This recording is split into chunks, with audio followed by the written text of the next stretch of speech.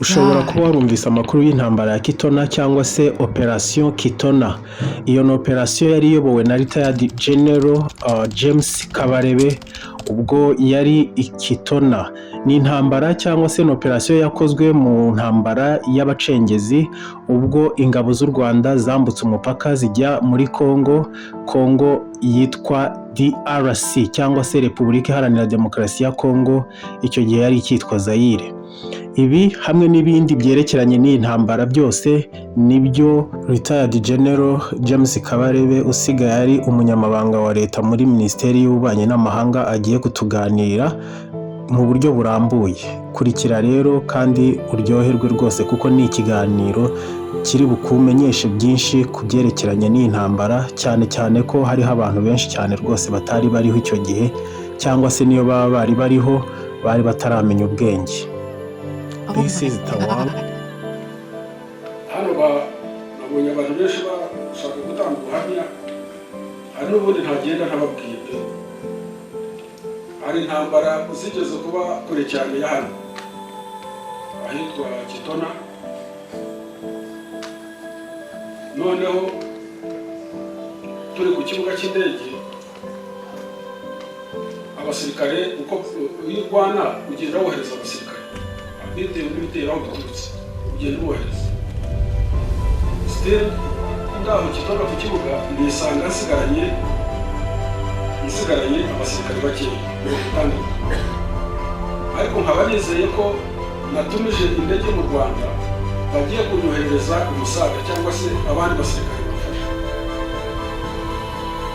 Naho mu Rwanda byakomeye, hari intambara y'igicengezi hano mu majyaruguru n'ahandi hose yabaye nyinshi cyane ku buryo abasirikare ni bakeya.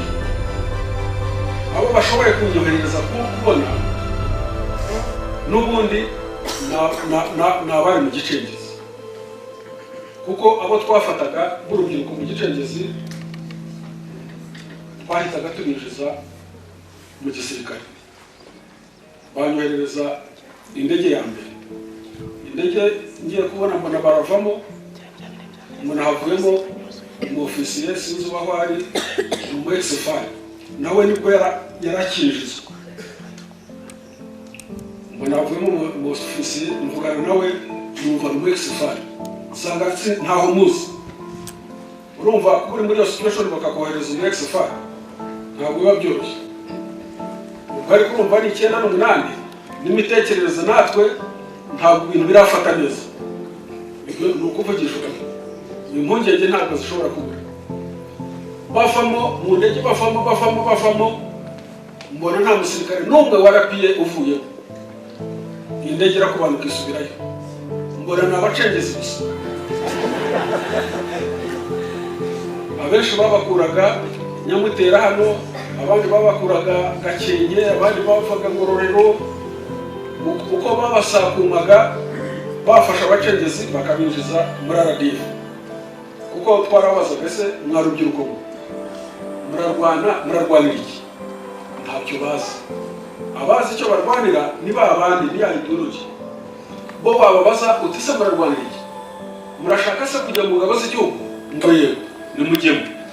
Ubwo amaboko nuko buriya abari mu gicengezi nuko batakaje amaboko, kuko abo barwanishaga twe twarabafataga tukababwira tuti murashaka iki? Bati ingabo z'igihugu, tukabashyiramo.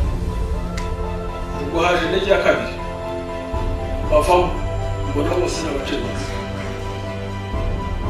Urumva nari mfite 60, umwanzi aje gutera ikibuga aho ndi, ariko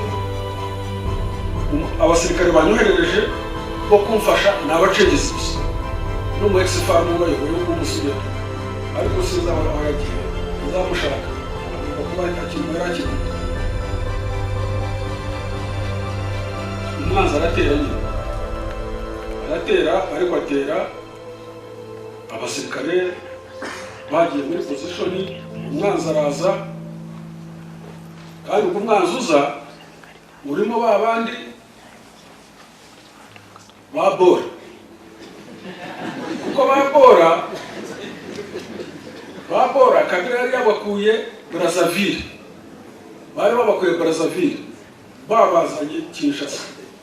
baratera, ntabwo nzi ko Bora ntabwo nzi ko ari abarimo wenda, ariko harimo abandi kuko bavugaga ikinyarwanda tugumva.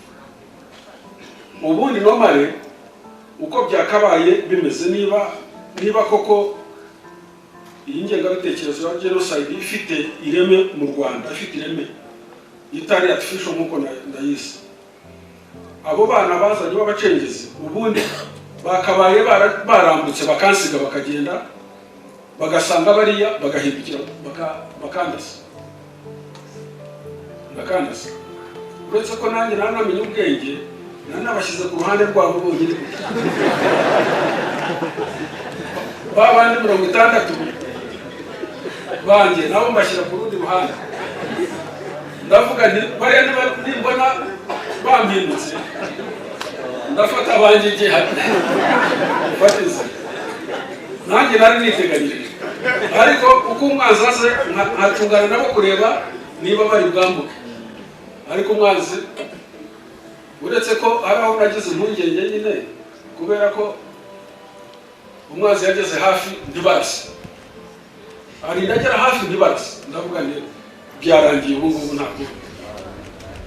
Ariko bo niko bari urumva ntabwo bari abasirikare batojwe, bo bari baramenyereye bya bindi byo muri izi ntoke, bakora igicengezi bakakurindira ku nzu bakakurasira hafi. Nubwo rero ibyo bashakaga gukora, kuko umwanzi baramuretse agera muri metero hafi 30, baramudoda pe, baramudoda baramurasa, turasa umwanzi aragenda. Twamurangije nko mu masaha 6, ku buryo twatetse n'imfungure turarya, tubyina ikinimba, dufata inzira turigendera. Rero ibi bintu byacu by'igihugu cy'u Rwanda ni ibintu nuko byitondera, bikeneye abantu b'abashakashatsi kuzabyiga neza, kuko biri mu rujijo rukomeye cyane, ni naho umuntu agera aho ngaho akavuga ati iyi ngengabitekerezo y'intwererano abantu bayihagurukiye bakayirwanya yaranduka burundu, yashira, kuko ntabwo ari origine mu Banyarwanda, ni ikintu cy'icyadukira cyaje, uko cyaje abantu barakize mu mateka yacyo. No kukirwanya rero nabyo ni ibintu byoroshye, ariko icyo narangirizaho ni ukongera kubwira urubyiruko, cyane urubyiruko rwacu, niyo sustainability y'iterambere ry'igihugu cyacu. Ibindi byose bavuga ntawe byasiga, nta muhutu, nta mututsi, nta mutwa mu mateka aragera. So FDLR rero iri hariya, sereti yayo nayivuze, na ideology, ingengabitekerezo, ariko icyo nzi ni uko nta base n'imwe ishobora kubura mu Rwanda hano, nta base yabona, ariko kubera ko ari kansa buriya ugomba guhangana nayo ikiri kuri stage 1. Kansa iri kuri stage 1, stage 2, kansa ntabwo urwana nayo igeze kuri stage 4. Iyo igeze kuri stage 4 urwana nayo bimeze nk'igihumbi kimwe 1994. Buriya twarwanaga guhagarika jenoside, kansa yayo iri kuri stage 4 ntacyo uburamira. Niyo mpamvu yayirya genocide tugomba kuyirwanya. Thank you for watching. Ntiwibagirwe gukanda like na subscribe. Share this video to your friends. Thank you. Ciao.